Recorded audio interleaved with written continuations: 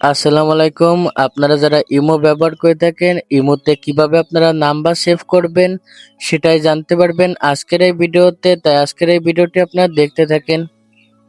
তো imo number save করার জন্য প্রথমত আপনারা কি করবেন, আপনাদের ফোন থেকে ইমো অ্যাপসটি আপনারা ওপেন করবেন। তো ইমো অ্যাপসটি ওপেন করার পর এমন চলে আসবে। তো আপনাদের কিন্তু অনেকেই ইমো নাম্বার দেয় তাদের সেভ করার জন্য। তো কিভাবে সেভ করবেন সেটাই দেখাবো আজকের এই ভিডিওতে। তো ইমো ওপেন করার পর এখানে দেখতে পাচ্ছেন এখানে ম্যানের মতো একটি আইকন রয়েছে। তো আপনারা এখান থেকে ম্যান আইকনের উপর ক্লিক করবেন। তারপর এখানে দেখতে পাচ্ছেন লেখা রয়েছে নিউ কন্ট্রাক্ট। তো আপনারা এখান থেকে নিউ কন্ট্রাক্টের উপর আপনারা ক্লিক করবেন। তারপর আপনাকে যে নাম্বারটি দিবে সেই নাম্বারটি আপনারা এখানে লিখে দিবেন, বা যার নাম্বারটি আপনারা সেভ করতে চান তার ইমো নাম্বারটি আপনারা এখানে দিয়ে দিবেন। তার ইমো নাম্বারটি এখানে দেওয়ার পর এখানে দেখতে পাচ্ছেন লেখা রয়েছে অ্যাড।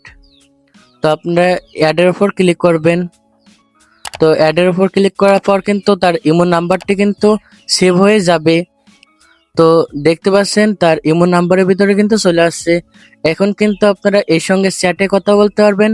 এর সঙ্গে কিন্তু আপনারা চ্যাট করতে পারবেন, অডিও কল ভিডিও কলের মাধ্যমে কিন্তু আপনারা কথা বলতে পারবেন।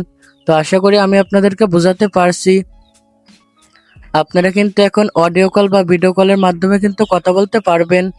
তো আজকের এই ভিডিওটি এই পর্যন্ত ছিল। ভিডিওটি ভালো লাগলে অবশ্যই আপনারা আমাদের এই চ্যানেলটি সাবস্ক্রাইব করে দিবেন।